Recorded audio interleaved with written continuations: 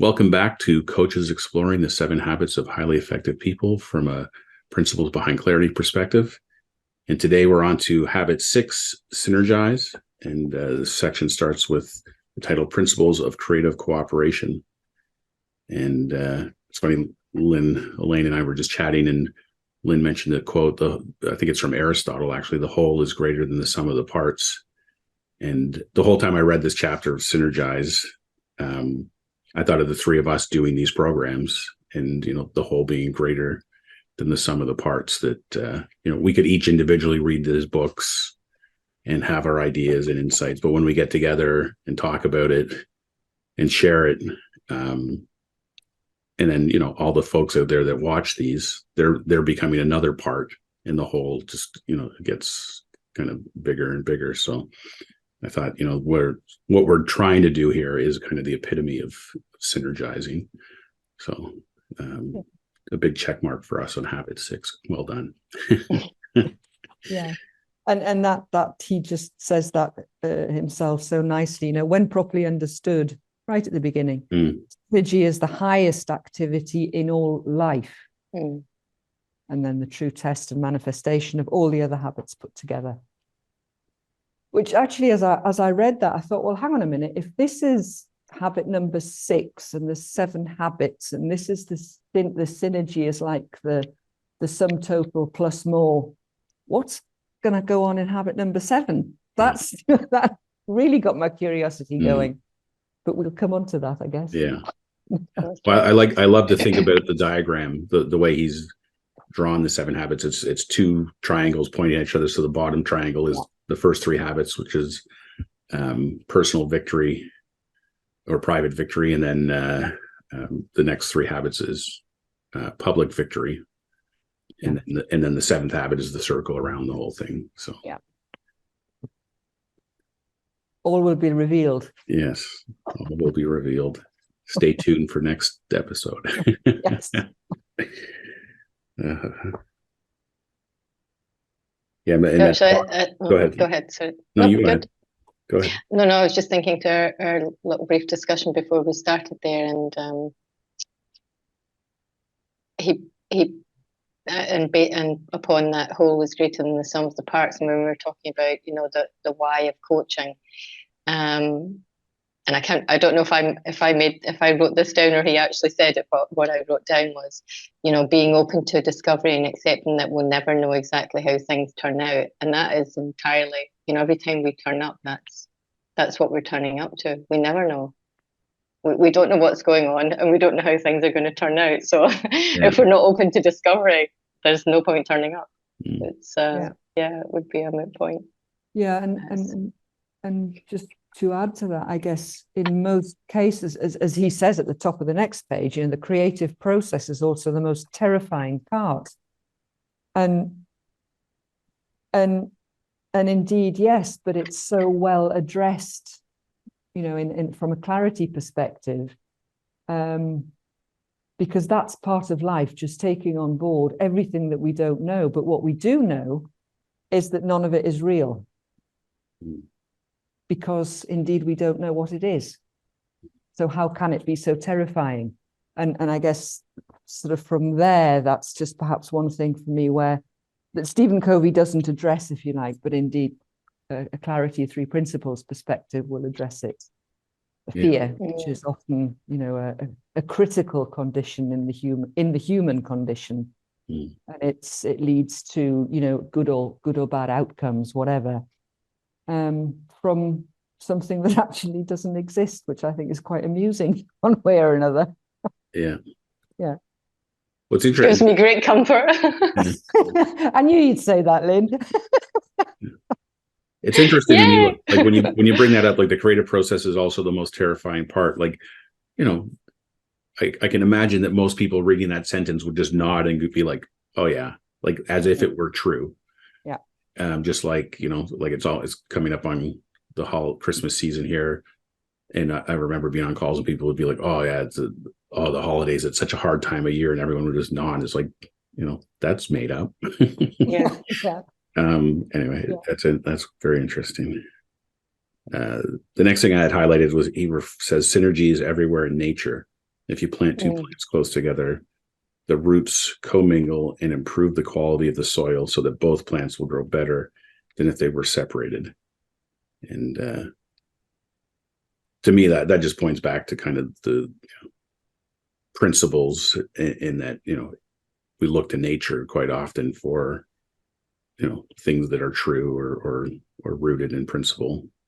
Not to, notice I just said rooted, and we're talking about two plants, but I love that reference back to nature.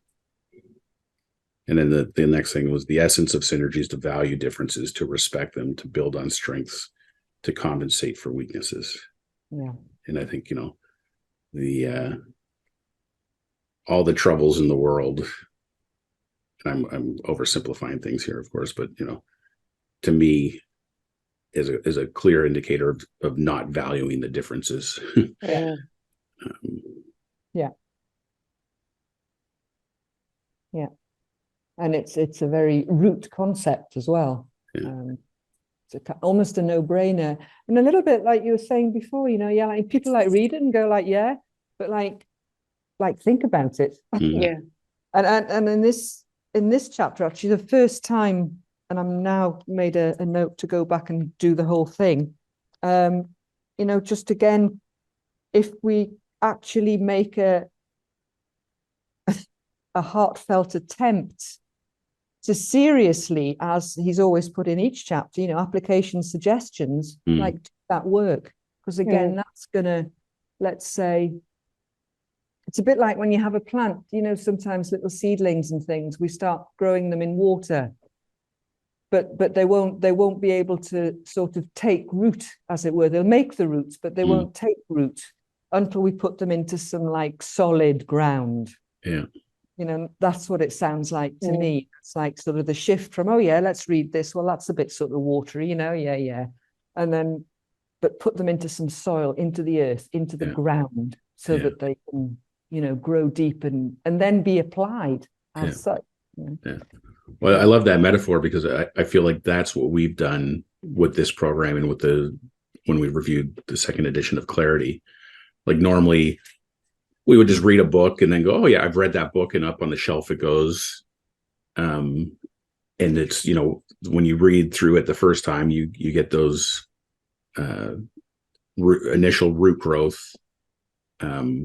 And what we've done with this, spending weeks and weeks diving deeper into these books, it's like, no, now we've taken those roots and put them into soil, into fertile ground, and we'll see when the fruits come to bear. Yeah. Love it.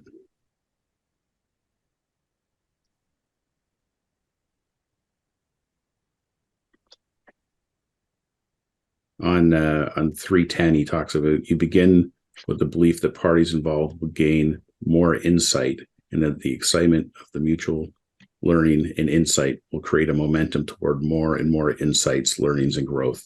And of course, I had to highlight that because the word insight was used 3 times. So bingo, there's one.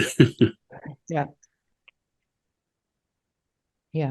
And for me as well, the word here, one of the key words, insight then, but momentum, which I think is fundamental in everything, of course, because how often, in a problem solving situation, the very idea of having a problem sort of denotes some sort of stuckness. We have a problem, we can't move forward with this, we can't get anywhere, we're not getting anywhere, we've got to solve it, otherwise we won't be able to. But how indeed insight in synergy already requires some sort of movement. So it's not just from one person who has a problem, you need a second and a third and a fourth or a fifth, or however many. You need a team or something that's going to create the movement. And there's also a sense of like more insight will bring more movement. It's like it just sort of gives a sense of already being at another, let's say, another energy level. I don't want to say spiritual, but let's say just a different, higher vibrational energy that starts with you know, a momentum that builds up on the insight that comes from the synergy. That was what I got from there. Yeah, I love I've done a lot of reflecting on the idea of momentum, mostly in relation to the work I do coaching with in sports. But it's like, because in sports there's a notion of building momentum. You know, if I break a losing streak and I win a game, now I have momentum going into the next game.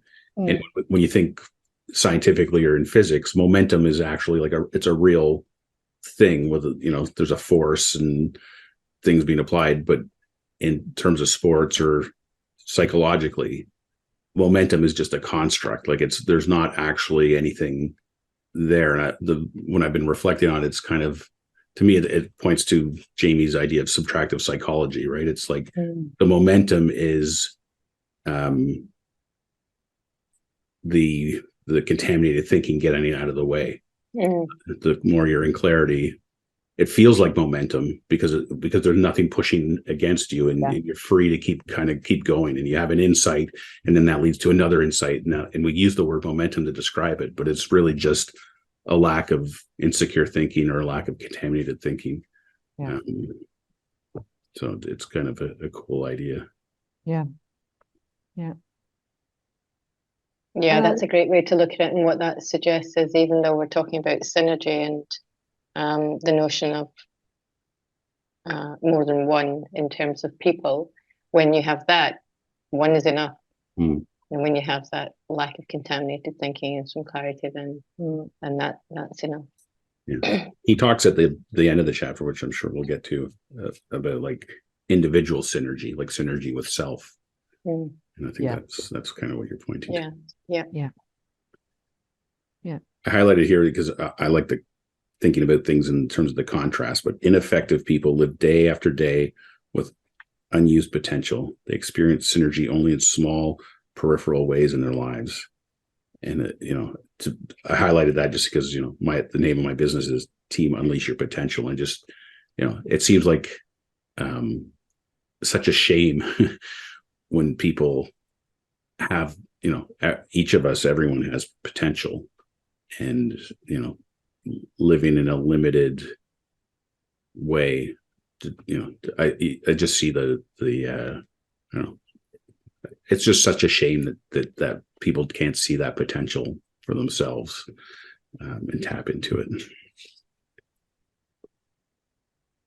And the other thing coming to me is like the innocence of it is like, you know, ineffective people aren't being ineffective because they want to be. You know, like you use the word stuck a few times today already. And, you know, it's just, and that's where we come in as coaches, like helping people get unstuck and realize that what's already there. Just something, the idea of what you were saying just before that, Greg, you know, the idea that we oftentimes an individual will experience, as it says, synergy and only in small peripheral ways in their lives. So sort of like, you know, playing on home ground kind of thing all the time. And it just struck me that the very fact of connection is something that runs through every single human being on this planet. So that if we look at it from a connection point of view, it's going to be extraordinarily hard to have any experience of synergy if you kind of keep it all for yourself. It's sort of, again, a no-brainer. You know, it cannot, however much you might think like, or you describe yourself as an introvert, or you describe yourself as a brilliant leader and you've got to do it my way sort of thing, the more sort of directive kind of approach. Because of the fact of connection, and that's the way we are, the whole society is based on that. That part will always be the, you know, people experiencing synergy in small peripheral ways in their lives, like for themselves. will always be ineffective. Mm. That there's like not even a choice in that statement.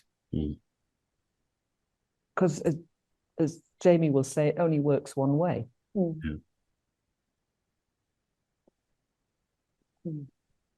Well, I love that you're talking about connection, because I think it's like, you know, and I'm sure you guys have experienced it in coaching or in the courses that we've been on, but just holding a space for somebody and having that connection with them, like there's instant synergy. Like there's a, like when you're able to fall into that connection or fall out of the contaminated thinking that you're not already connected, there's an immediate uptick in the synergy in the room. Yeah. You talked about levels of vibration and energy and things. It's like, yeah, it's just tapping into what's already there. Yeah. Which again, he describes here in, you know, to some degree, the idea that, you know, indeed, in an emergency situation where people cooperated to an unusually high degree and submerged ego and pride in an effort to save someone's life. And that's what happens even in just the coaching situation. The moment that connection is made, there is no space for ego or pride. And the result is exponential, of course. And again, to me, looks like, as Covey describes, synergy. Or again, the idea of the parts, you know, the sum of the parts being much greater than, so it's like, as he said later on, you know, 1 + 1 = 3 kind of thing. Yeah. It's funny. I'm thinking of, Jamie often refers to the Hafiz poem, "A Pillow for Your Head," or "A Cushion for Your Head," that says, you know, separation is the hardest work in the world, or whatever. And I'm thinking, like, you know, being ineffective is the hardest work in the world. Yeah. Like keeping yourself separated, keeping yourself down. It's heavy lifting for sure. Yeah. Yeah. And he will come to it, speaks later on, you know, where he comes to what he calls, I can't remember now, but I've immediately transformed it into resistance, the idea of resistance. And it's a little diagram, we'll come to it. Oh yeah, the two forces. Yes, the two forces. Yeah. You know, that seems to be speaking to that. You know, yeah.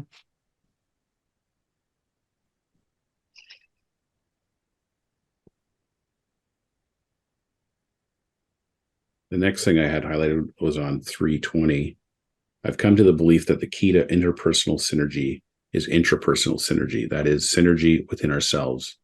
The heart of intrapersonal synergy is embodied in the principles in the first 3 habits, which give the internal security sufficient to handle the risks of being open and vulnerable. So it's, you know, that the idea of being, having enough inner security that the ego can kind of go away. You're not at risk. You're not vulnerable. Yeah. And I underlined that as well, and then left a space and triply underlined the vulnerable bit, just as you described. Yeah. And then coming off the heel of that was his story about the husband and wife who weren't getting along, and the right brain, left brain thing. And the wife was, you know, like, it's just the thing I highlighted where she says, it's just a feeling. She said, a very strong feeling. And of course, being a student of Jamie's, I thought, you know, I wonder if she knows where her feelings are coming from. But it just highlighted to me that, in this whole thing with synergy too, like the how valuable it would be for these people in these stories to know where their experience is coming from. Yeah.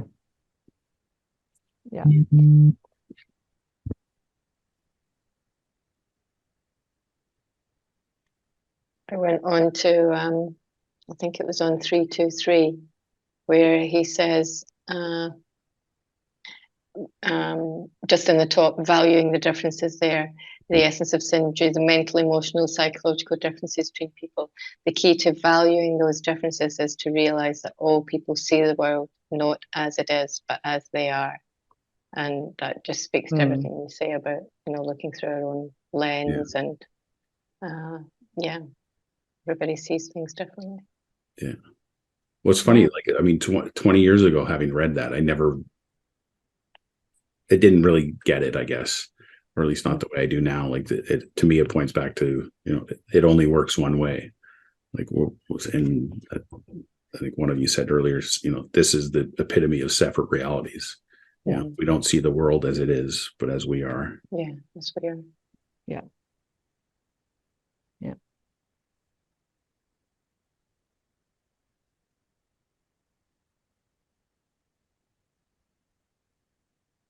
Mm.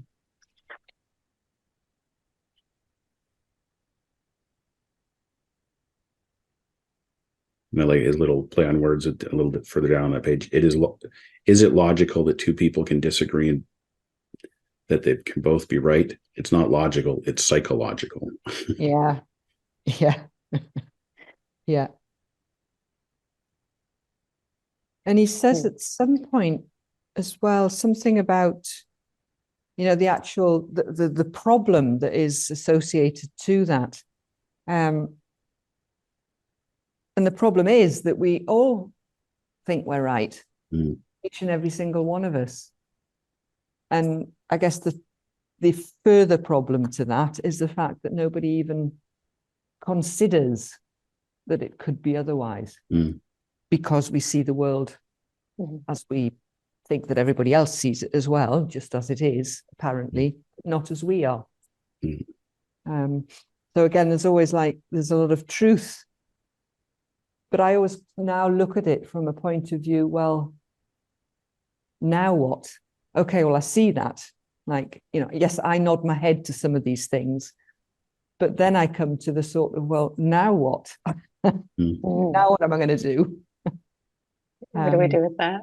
Yeah, what do we do with that? Like, aha, but then what do we do with that? Yeah. Indeed, because at that moment, of course, we're always still in our own thinking. We haven't stepped into anybody else's shoes or even considered the other. But again, moving back towards the sense of synergy, which I'm really ever more, to me, it's synonym of connection. That's what it is for me. Yeah. As we move back to that, then of course the problem is actually already solved in the synergy, if you like, in whatever is created from interpersonal connection.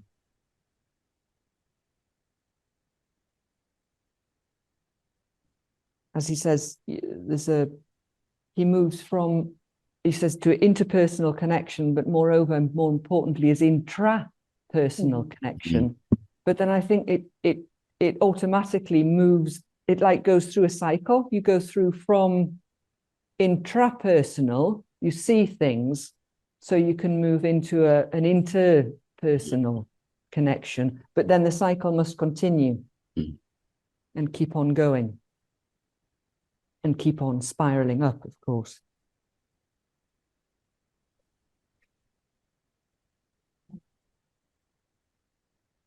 On 324, I highlighted, so when I become aware of the difference in our perceptions, I say, good, you see it differently. Help me see what you see. And I thought, oh, that's how Jamie's teaching us to coach is, I don't know what the hell's going on with somebody.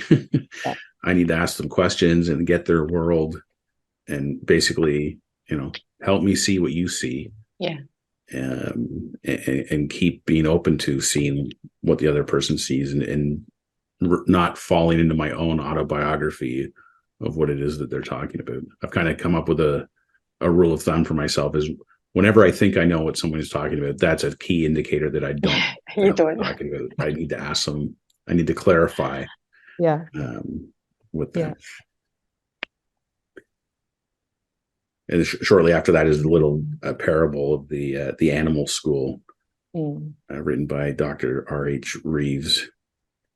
I won't read the whole story, but I wrote down in the margin in the book is like, oh, this reminds me of every HR-driven performance review I was ever involved in, of trying to get a duck to not be a duck or a squirrel to not be a squirrel. and our tendency to focus on weaknesses versus strengths. Or differences. Yeah. Yeah. It also strikes me, I don't know a lot about, corporate or HR or really, having never had a direct experience in either. But it's, especially in HR, it seems to me that's the place where they do all these most amazing aptitude tests, and they do the Myers-Briggs, and they do the disc profiling, just to show exactly how we're all different one from the other. And then protocol will have it that they try to make you do what you're not actually able to do.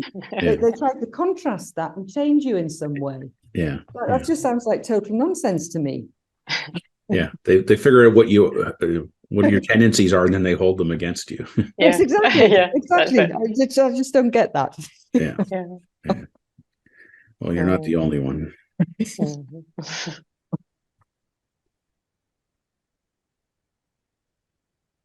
The next part is into the force field analysis that you were talking about, Elaine, the restraining forces and driving forces. Yeah, which to me very much spoke of really as not the three principles, but indeed that moment when perhaps a kind of ordinary sort of mental process would not have an answer, because it's about the feeling, because it's a feeling of resistance. We never have what does resistance look like unless you're trying to push a truck up a hill, and that's resistance. But do you know what I mean? We're not talking about that. Yeah. And this is, to me, where it could even describe, let's say, the husband and wife scenario. He's in his logical left brain and she's in her right brain, and like there is the resistance. But indeed, like if those two sides, whether they're represented by a person or another person, but those two sides can start talking to each other, it sounds to me like a neat little sort of way forward to drop the ego mind. So you kind of bypass the resistance. You don't go into it and try and solve it. You bypass it just through, again, some sort of synergy. Let's say, taken for example, let's just take the two hemispheres of the mind, which to me, because the right side to me speaks to a more spiritual, a more feeling, a more formless sort of, as the wife said in the example, I don't know, it's just a feeling. Yeah. I don't know. And the husband's going, well, yes, it's this and it's that, and it's the kids, and it's the bills, and it's this, that, and the other. We need to look at this kind of thing. And she's going, I don't know. I get those two bits. That's where it sounds that, that could work there. Get them talking. But again, in a sense of intrapersonal, not interpersonal. Yeah. Start with you, Yeah. It's funny, this whole idea of resistance, because Jamie always says he has no resistant clients because he's not trying to get them to do anything. Yeah. When you value the differences, and to me, valuing the differences is almost going back to habit 5, seeking first to understand. It's, how can there be any resistance if you're valuing the differences? The resistance is when you're trying to make the difference go away. It's just a good reminder to welcome that. Yeah. Yeah, I had an example with a recent client who, at the end of our first session, we were just sort of saying, how are we going to continue? Because I haven't actually set up a specific anything. I felt that was the best thing to do, given the way we've started, given let's say, the level of understanding that she has. So I wasn't, and she was very adamant about explaining that, And I just kind of smiled to myself. She said, I kind of, what she was trying to tell me was, I want an opt-out. Mm. You know, and although I'd said, you know, either way, of course you're a human being, free woman, you can opt out anytime you like, and I can't do a damn thing about it. But I realized she was trying to explain to herself why it was a good reason that she should be saying this to me. And then at the end of all this, because I just was just, yeah. And my answer indeed at the end of her little spiel was, great. And I realized that I kind of ruffled her feathers because I had nothing to say. Like, there was no resistance. She was expecting resistance. None, Yeah. not, and she'd already, you know, put her hands up in front of her saying, you know, I don't want to this, because dreadfully worried about what I would be thinking about her, of course. Yeah. And God's honest, I just sat there and I said, well, right, okay. And she was seriously, you know, ruffled. Didn't know what to do. And I didn't make any attempt whatsoever. I just left her with that. Okay, give me a call. Yeah, well, she'd created this scenario and the ending, and then the ending didn't done come. the whole thing herself, which in fact, indeed, the whole stuff. Of course. Just a great reminder how like we are predicting the self-resistance, future. you know. Yeah. It was really, but again, I noticed it very clearly how it works, and what an amazing result that I thought indeed for the outcome for that session, because I actually expected a lot different as I've got to know this lady quite well before we started.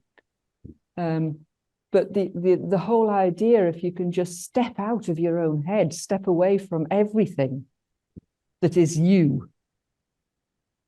So and that the first step to that is no resistance. And indeed, I had amazing, yeah, well, yes, I'll be calling you soon, sort of thing.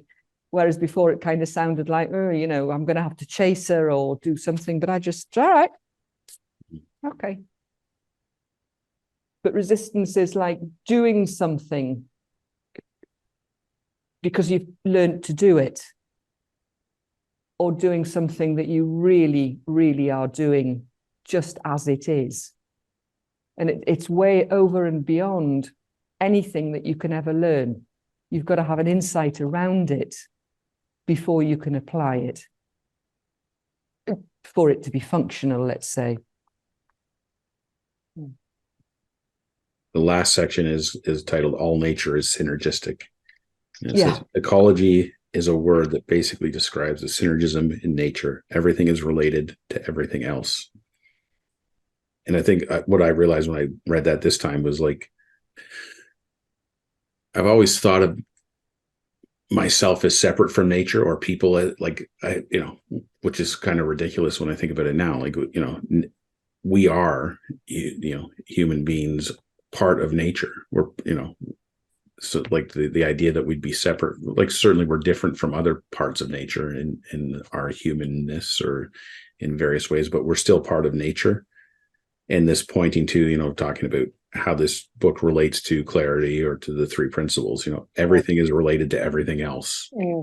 Ergo, we're all connected. Ergo, we're not human beings having a spiritual experience. We're a spiritual being having 8 billion human experiences, et cetera, et cetera. It's like, really saw that profoundly this time through. And then he says, synergy works. It's a correct principle. It is the crowning achievement of all the previous habits. It is effectiveness in an interdependent reality. It is teamwork, team building, the development of unity and creativity with other human beings. And again, to me, that just points to it's coming home. Like synergy is wholeness and oneness. Yeah. And it's where we belong.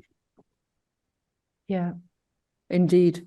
And even at a let's say quantum physics level, if you think about it, we're all made of the same stuff.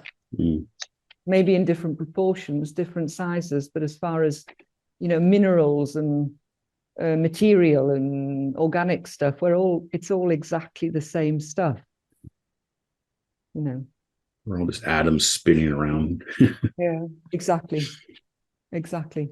David Bohm, from where all basically, is it that dwarf star that explodes, you know, from where basically stardust.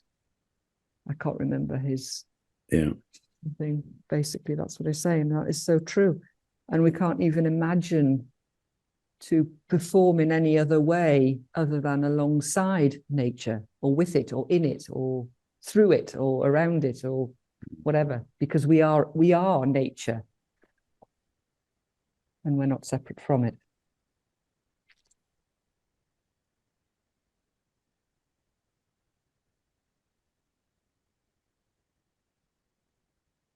At the very end, we'll wrap this up in a few minutes, but at the very end, Sean Covey, so Stephen Covey's son, has his new section of these chapters, and he's telling a story about Covey and his wife, and how, you know, he was doing some big presentation, and everyone was giving him accolades of what a great job he did, and of course the wife says, "Yeah, it wasn't your best."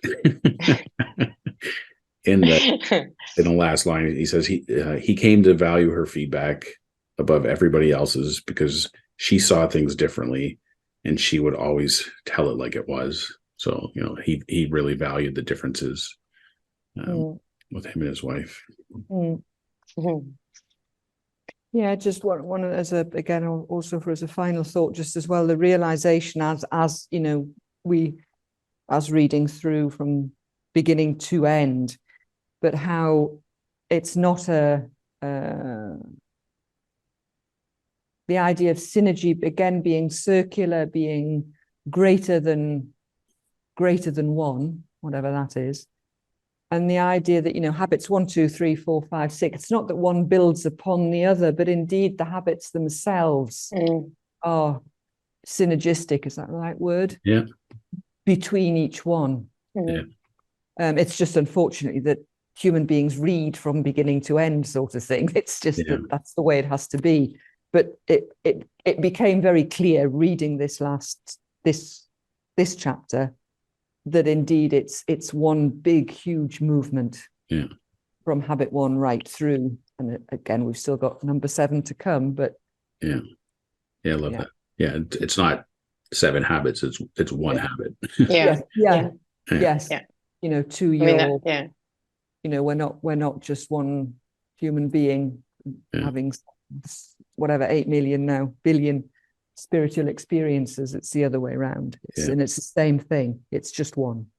It's just one, which is life. Bottom line. Sum of the parts. Close, I'll just read the very last thing in this chapter. It says, synergy is the ultimate habit, the culmination of all the previous habits. It is the reward or the delicious fruit of effective living. So the next time you're in a meeting and someone says something that strikes you as being way off the mark, say out loud, "Good, you see it differently." Yeah. Like that. Yeah. And with that, next time is our final habit 7. Sharpen the saw. So we'll look forward to seeing you then. Thanks for being here. Can't wait. Thanks, guys.